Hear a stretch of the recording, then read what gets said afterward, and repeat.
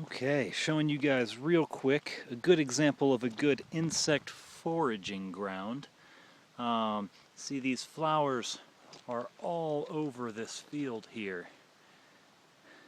You got all sorts of shrubs and plants here, and it makes it a great place to catch these guys, like I grabbed right here. Got a good-sized grasshopper there. Collect a fistful of those guys and you got yourself a meal. Put them on a skewer, cook them over a fire or steam them, even boil them in a soup, mixed with some of the greens and berries and such that we've picked up elsewhere. Might even cover up the taste of that earthworm.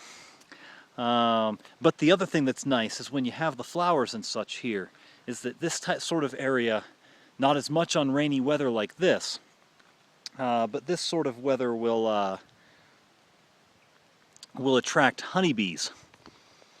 And where, of course, you would not want a ton of honeybees at once, stings would be counterproductive to you and you're enjoying your day in the woods. An individual honeybee here and there, as you're collecting, that you can squash, remove the stinger, and collect the body. Usually just cut out just right in the back, get rid of that stinger in the back. But it's a that's another excellent food source. A lot of people don't realize honeybees themselves are edible, and if you think about it, all they eat is nectar and honey. They're not that bad as far as bugs go. They would be one of my preferred. The texture's not that great, but the taste's okay. And so this would be an excellent field to try to plan your route where you can walk through there a little, watching out for ticks and such, but seeing if you can stir up a few grasshoppers to grab and maybe step on a honeybee or two along the way and pick those up, gather them into your food supply, and adding those to some of the other things we've seen along the way, you know, you can gather up a pretty honestly good meal. I've got pretty decent, here's one of my bags from my pack here.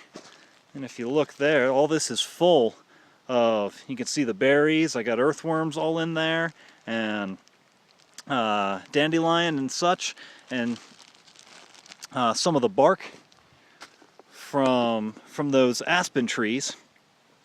And so yeah, that's, you know, doing quite well now on food. Had a rough start, but got a pretty good meal together. So anyway, this is Luke, Three Blind Marksman, just sharing a little bit more with you guys about foraging for survival and enjoyment and challenging yourself with primitive camping in the woods. So hope you guys will join me on these adventures.